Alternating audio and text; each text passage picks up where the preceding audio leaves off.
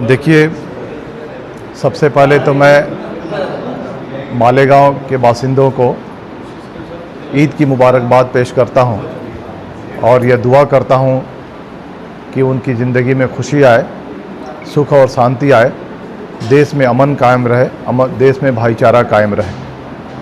आपको पता है कि वंचित बहुजन आघाड़ी ने ऑफिशियली मुझे इस हलके से कैंडिडेट के तौर पर डिक्लेयर किया है। मैं आपको बताना चाहता हूं कि मैं धुलिया में 2002 से लेकर के 2004 तक मैंने काम किया है।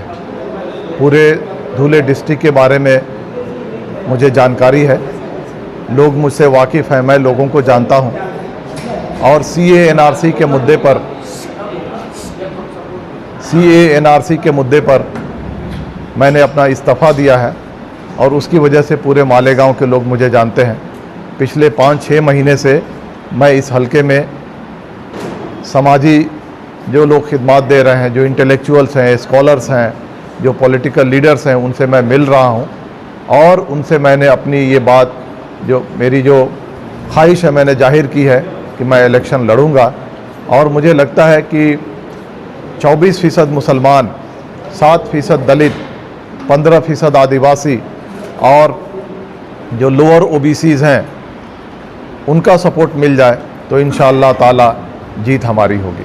आप पहले कांग्रेस से उम्मीदवारी मांग रहे थे, फिर अचानक वंचित से आ गए। देखिए, ये बात बिल्कुल सही है कि शुरू में मैंने कांग्रेस से उम्मीदवारी मांगी थी, मेरा नाम भी गया था स्टेट हेडक्वार्टर को, लेकिन जब मुझे ये यकीन हो गया कि पूरे महाराष्ट्र से एक भी मुसलमान को टिकट नहीं दिया जाएगा, तब मैंने वंचित से संपर्क किया और वंचित के लोगों ने मुझे बहुत वेलकम किया और उन्होंने मुझे टिकट दिया। धुलिया लोकसभा से वंचित और MIM पिछली मरतबा दोनों ने मिलकर इलेक्शन लड़ा था तो 39,500 मत उनको ही मिले थे। इस बार आप अकेले वन मैन शो लड़ रहे हैं, क्या लगता है आपको, वो आंकड़े से ज़्यादा बाहर जाएंगे आप? देखिए, इसमें पिछले बार के इक्वेशन में और आज के इक्वेशन में ज़मीन आसमान का फ़र्क है। पिछले बार का जो आदमी था उसका कोई पॉलिटिकल या सोशल बैकग्राउंड उनका नहीं था और इलेक्शन वो जीतने के लिए नहीं खड़े हुए थे। इस बार हम इलेक्शन को जीतने के लिए खड़े हुए हैं और मैं एक IPS ऑफिसर रहा हूं, मैं एक IIT ग्रेजुएट हूं, लोग मुझसे बखूबी वाकिफ़ हैं और मैंने किताब लिखी है, मैं राइटर हूं, मैं मोटिवेशनल स्पीकर हूं और मैं यहां पे किसी को डिस्टर्ब करने के लिए नहीं, मैनेज होने के लिए नहीं आया हूं। मैं यहां पे इलेक्शन लड़ करके और इलेक्शन को जीतने के लिए आया हूं। सर जी, पिछले वक्त बहुजन आघाड़ी और MIM साथ में, अभी फिलहाल तो ऐसी कंडीशन नहीं है, लेकिन मालेगांव शहर सेंट्रल में एक MIM की सीट है और धुलिया में एक सीट है।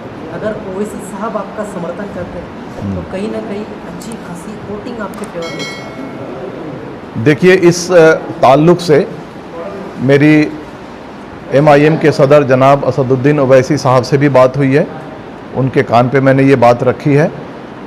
इम्तियाज़ जलील साहब से मेरी इस के संबंध में 2-3 बार बात हुई है और दोनों ने कहा है कि ठीक है, हम प्रॉपर फैसला लेंगे। इम्तियाज़ जलील साहब ने कहा है कि हम इस हलके से किसी को अभी तक हमने कोई कंसीडर नहीं किया है और मैंने देखा कुछ दिन पहले ये डिक्लेयर हुआ कि MIM पूरे देश में सिर्फ 3 जगहों से चुनाव लड़ेगी, औरंगाबाद से, हैदराबाद से और किशनगंज से। तो मुझे नहीं लगता है कि यहाँ से MIM का कोई कैंडिडेट खड़ा होगा और अगर कैंडिडेट नहीं खड़ा हुआ तो मैं MIM से ऑफिशियली मैं ये डिक्लेयर करवाऊंगा अपने सपोर्ट के लिए। मुलाकात हुई ना आपकी? कई बार मुलाकात हुई है लेकिन इस संबंध में मुलाकात नहीं हुई है। नहीं, कैसे संभव है?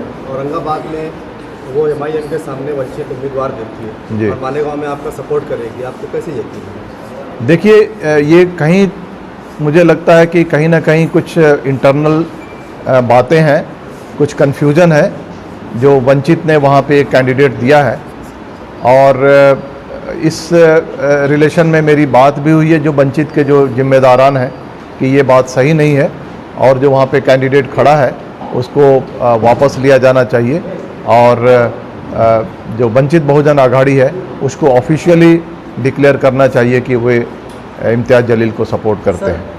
अफसर खान को टिकट देना वो भी वंचित बहुजन आघाड़ी से कहीं ना कहीं इम्तियाज़ जलील को डिस्टर्ब करना है, क्योंकि दोनों जो सियासी लीडर हैं न, मैं आपकी बात मैं बिल्कुल समझता हूँ और इस बात से मैं वाकिफ़ हूँ और मैंने ये बात उठाई भी है वंचित बहुजन आघाड़ी में, और मुझे लगता है कि आने वाले दिनों में कुछ ना कुछ वहाँ पे फैसला होगा। सर, आप मुस्लिम बोल के इस कॉन्स्टिट्यूंसी में इलेक्शन के लिए आए हैं, उम्मीदवारी कर रहे हैं, लेकिन वंचित बहुजन आघाड़ी पर मुस्लिम क्यों भरोसा करें? देखिए, मैं आपको बता दूं, कुछ दिन पहले दिल्ली में सड़कों पर हमारे मुसलमान भाई कुछ नमाज पढ़ रहे थे। एक पुलिस वाला आया और उसने अपने जूते से नमाजियों पे हमला किया। ये बात सभी लोगों ने देखी होगी। कांग्रेस के किसी भी नेता ने आवाज़ उठाई? कांग्रेस के किसी भी नेता ने आवाज़ नहीं उठाई कि यह गलत हुआ है और जिस ऑफिसर ने ये काम किया है उस पर कार्रवाई होनी चाहिए। वंचित बहुजन आघाड़ी के राष्ट्रीय अध्यक्ष डॉक्टर प्रकाश अंबेडकर ने कहा कि जिस तरह से पुलिस वाले ने नमाजियों पे जूते से हमला किया है, आप भी बीजेपी और आरएसएस को जूते से मारिए और उनको सत्ता से बाहर कीजिए। क्या ये आपके लिए काफ़ी नहीं है? और जब भी आपका मुद्दा आता है, हज़रत पाक सल्लल्लाहु अलैहि वसल्लम के शान में गुस्ताखी की जितनी बातें हुई हैं महाराष्ट्र में, इसमें उन्होंने डिमांड किया है कि इस पे कानून बनना चाहिए।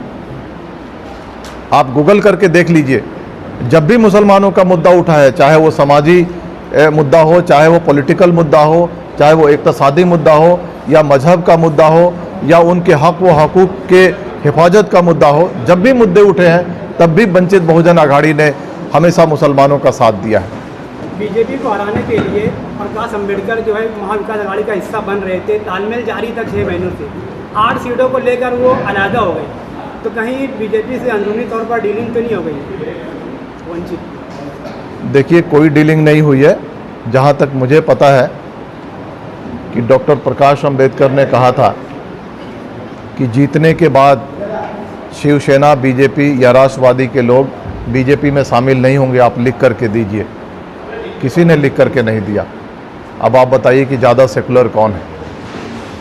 जब ये सीटों के बंटवारे की गुफ्तगू चल रही थी तो 3 पार्टियां अंदर बात करती थी और वंचित बहुजन आघाड़ी के जो नुमाइंदे थे उनको बाहर रखा जाता था।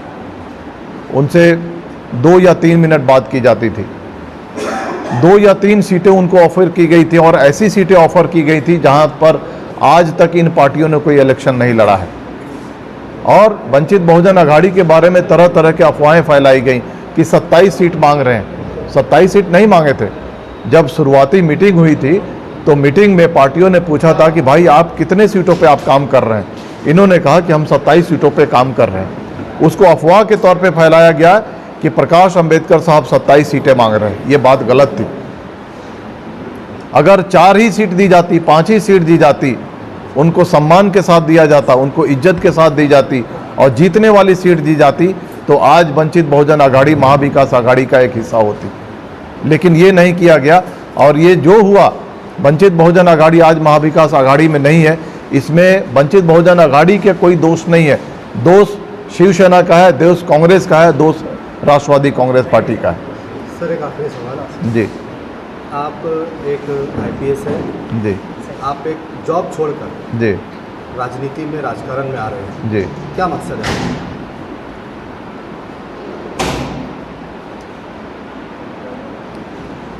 देखिए, पार्लियामेंट में 14.2% मुसलमानों की नुमाइंदगी सिर्फ 4% है। हमारे 78 MPs होने चाहिए, आज सिर्फ 24 और 25 पे हम लटके हुए हैं। मैं मुसलमानों को राजनीतिक तौर पर मैं बेदार करना चाहता हूँ और राजनीतिक बेदारी आई तो हर तरह की बेदारी आएगी। मैंने अपने किताब में absent in politics and power में ये लिखा है कि पॉलिटिकल एम्पावरमेंट इज़ की टू ऑल एम्पावरमेंट। अगर सियासी तौर पर अगर मुसलमान मजबूत होता है, सियासी तौर पर अगर वो अपने हक और हुकूक हासिल करता है, तो बाकी चीज़ों पर ज़्यादा काम करने की ज़रूरत नहीं है। मैं चाहता हूँ कि मैं यहाँ पे आने के बाद मुसलमानों को जागरूक करूँ और मुसलमानों के साथ साथ जो वंचित हैं, वंचित किसको कहा जाता है? डिप्राइव्ड को कहा जाता है। यानी आपका हक है, आपको राइट्स मिले हैं, लेकिन वो चीज़ें आपको नहीं दी जा रही हैं, आप वंचित हैं। तो वंचित में मुसलमान हैं, वंचित में आदिवासी हैं, वंचित में दलित हैं, वंचित में हमारे ओबीसी भाई हैं, 52% आबादी है हमारे दलित ओबीसी भाइयों की, लेकिन उनको 27% रिजर्वेशन दिया जाता है। हम बार बार मांग करते हैं कि पूरे नेशनल लेवल पे जाति जनगणना होनी चाहिए और आबादी के हिसाब से हमारे सारे ओबीसी भाइयों को आरक्षण मिलना चाहिए। और सिर्फ नौकरी में आरक्षण नहीं मिलना चाहिए, तो उनको तालीम में भी आरक्षण मिलना चाहिए, उनको राजनीति में भी आरक्षण मिलना चाहिए। जिस तरह से आरक्षण आज दलित और आदिवासी भाइयों को मिलता है, सेम रिजर्वेशन हमारे ओबीसी भाइयों को मिलना चाहिए। तो जो वंचित हैं, ओबीसी हो, दलित हो, आदिवासी हो, मुसलमान हो, गरीब हो, किसान हो, उन सब के लिए मैं काम करना चाहता हूँ।